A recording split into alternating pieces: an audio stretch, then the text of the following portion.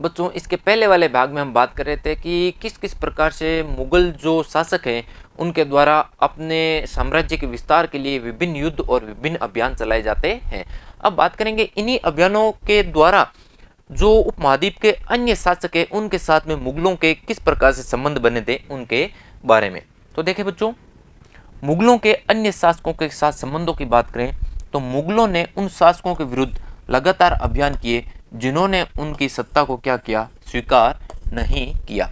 इनके द्वारा जो इनकी सत्ता को स्वीकार नहीं करते थे उन शासकों के विरुद्ध लगातार इनके द्वारा विभिन्न अभियान भेजे जाते। मुगलों के शक्तिशाली होने से कई शासक स्वेच्छा से ही इनकी सत्ता को स्वीकार कर लेते थे। ये अत्यधिक शक्तिशाली थे, इसलिए कई शासक बिना युद्ध और अभियान के ही इनकी सत्ता को स्वीकार कर लेते थे। और इनमें बात करें तो सबसे अच्छा उदाहरण है जो राजस्थान के क्षेत्र की जो रियासतें हैं, राजपूत रियासतें, वो। हालांकि कईयों ने इनका विरोध भी किया था। अनेक राजपूतों ने मुगल घरानों में अपनी पुत्रियों का विवाह करके उच्च पद भी प्राप्त किए हैं। तो यहाँ पे देखें बच्चों, मुगलों का राजपूतों के साथ संबंध किस प्रकार से स्थापित हो रहा है और वैवाहिक संबंध भी यहाँ पे स्थापित हो रहे हैं। जहांगीर की माता की या फिर माँ की बात करें तो वो कछवा राजकुमारी थी। यह आमेर या फिर एम्बर जो वर्तमान जयपुर है उसके राजपूत शासक हैं भारमल, इनकी क्या थी, पुत्री थी। अर्थात जो अकबर की पत्नी है वो कौन है, आमेर की जो है राजकुमारी वो है। वहीं बात करें शाहजहां की मां की तो राठौड़ राजकुमारी थी और वह मारवाड़ अर्थात जोधपुर वाले क्षेत्र की राजपूत शासक है अमर सिंह, उनकी पुत्री थी। मेवाड़ के सिसोदिया राजपूत लंबे समय तक इनकी सत्ता को स्वीकारने से क्या कर रहे थे, इनकार कर रहे थे। और अंत में जब हारे तो मुगलों के द्वारा उनके साथ सम्माननीय व्यवहार किया गया और उनकी जागीरें इन सिसोदिया राजपूतों को क्या कर दी गई, वापस दे दी गई। बच्चों यहाँ पे बात करेंगे कि जो मेवाड़ का सिसोदिया राजवंश है उनके साथ मुगलों ने किसी प्रकार का वैवाहिक संबंध स्थापित नहीं कर पाए। मुगलों के द्वारा अन्य शासकों को पराजित करके परंतु अपमानित न करने के बीच में संतुलन हमेशा रख पाना क्या था, कठिन था। अब मुगलों के जो कई शासक थे वो अन्य शासकों को हराकर पराजित करके उनका अपमान नहीं करते थे। लेकिन बच्चों बात करें औरंगजेब की तो हमने पिछले भाग में भी देखा था कि औरंगजेब के द्वारा शिवाजी को क्या कर लिया जाता है, आगरा के किले में कैद कर लिया जाता है। और औरंगजेब के द्वारा शिवाजी का इस तरीके से क्या किया गया, अपमान किया गया। और इसी कारण शिवाजी ने क्या किया, पुनः स्वतंत्र होकर मुगलों के विरुद्ध विभिन्न अभियान किए। मनसबदार और जागीरदार। अब देखें बच्चों, यहाँ का जो साम्राज्य है वो कितने भागों में और किस किस प्रकार से यहाँ पे संचालित होता था। देखें, मुगलों ने साम्राज्य के विस्तार के साथ साथ भिन्न भिन्न सामाजिक समूहों के सदस्यों को प्रशासन में नियुक्त करना आरंभ किया। जो विभिन्न सामाजिक समूह है उनके सदस्यों को इन्होंने क्या किया, प्रशासन में नियुक्ति दी। प्रारंभ में ज्यादातर सरदार क्या थे, तुर्की थे, लेकिन धीरे धीरे इसमें ईरानी, भारतीय मुसलमान, अफगान, राजपूत, मराठा और अन्य समूहों को भी वृहद स्तर पर इसमें क्या किया गया, शामिल किया गया। प्रारंभ में इनके सरदार कौन थे, केवल तुर्की थे और बाद में इन्होंने भारतीय समूहों को भी इसमें शामिल किया।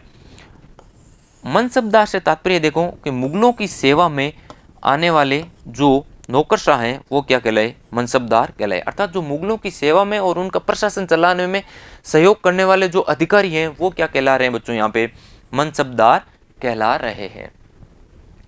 मनसबदार शब्द का प्रयोग ऐसे व्यक्ति के लिए होता है जिसे कोई मनसब या फिर जो सरकारी पद या हैसियत मिलती थी उसके लिए ही इस शब्द का क्या होता था, प्रयोग होता था।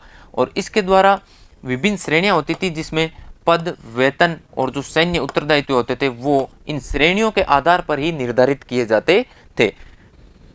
पद और वेतन का निर्धारण जात की संख्या पर निर्भर करता था। जात यहाँ पे एक बच्चों पद है जिसमें कि हम देखेंगे कि जात की संख्या जितनी ज्यादा होगी दरबार में उस शासक की प्रतिष्ठा भी क्या होगी, उतनी ही अधिक होगी। और प्रतिष्ठा अधिक होगी और जात की संख्या अधिक होगी तो उसका वेतन भी क्या होगा, उतना ही अधिक होगा। यही विपरीत बात करें कि जात की संख्या कम है तो दरबार में उस शासक की क्या है, प्रतिष्ठा भी कम है और प्रतिष्ठा कम है तो उसका वेतन भी क्या होगा, कम होगा। तो यहाँ पे देख रहे हैं कि विभिन्न श्रेणियों में जिस प्रकार से पदों को विभाजन किया गया है उसमें देखें कि जात और सवारों की संख्या में यदि वृद्धि अधिक है तो वो क्या है, शासक या फिर जो मनसबदार है वो क्या है, शक्तिशाली मनसबदार है। जात की विभिन्न श्रेणियों की बात करें बच्चों तो यहाँ पे देखें कि 5000 जात वाले अभिजातों का दर्जा 1000 जात वाले अभिजातों से क्या था, ऊंचा था।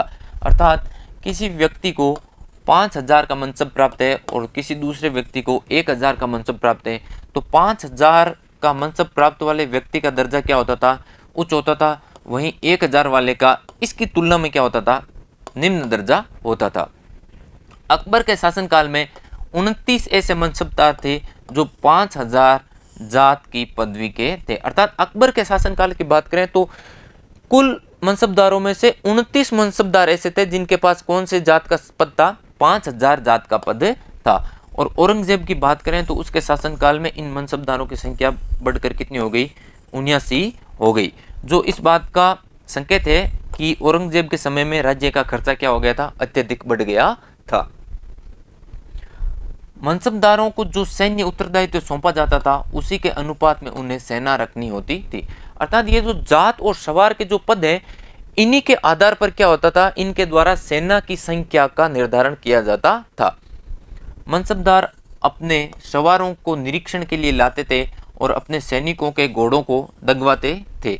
सैनिकों का पंजीकरण भी होता था और इस प्रक्रिया के बाद ही उन सैनिकों को वेतन देने के लिए धन मिलता था। तो यहाँ पे देखिए बच्चों, इनके घोड़ों को दागने की प्रथा प्रारंभ हो रही है और सैनिकों का भी पंजीकरण हो रहा है, ताकि यहाँ पे क्या हो कि किसी भी प्रकार का भ्रष्टाचार नहीं हो। मनसबदार स्वयं का वेतन राजस्व एकत्रित करने वाली भूमि अर्थात जागीर उसके रूप में ही लेते थे। मनसबदारों को जागीर दे दी जाती थी और उस जागीर से जो राजस्व प्राप्त होता था वही मनसबदारों का क्या होता था, वेतन होता था। यह प्राय इक्ता के समान ही होती थी। हमने देखा था पिछले अध्याय में कि जो दिल्ली सल्तनत है उसमें प्रांत को किस नाम से जानते थे, इक्ता के नाम से जानते थे। और इसी प्रकार से जो यहाँ पे ये क्षेत्र या जागीर देंगे वो ठीक इक्ता से मिलती जुलती है।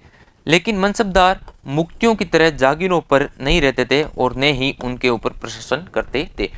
वहां पे हमने देखा था बच्चों की जो इक्ता है, इक्ता का जो प्रमुख होता था मुक्ति या फिर इक्तेदार। इक्तेदार जागीर के ऊपर शासन भी करता था और वहां से कर भी वसूलता था।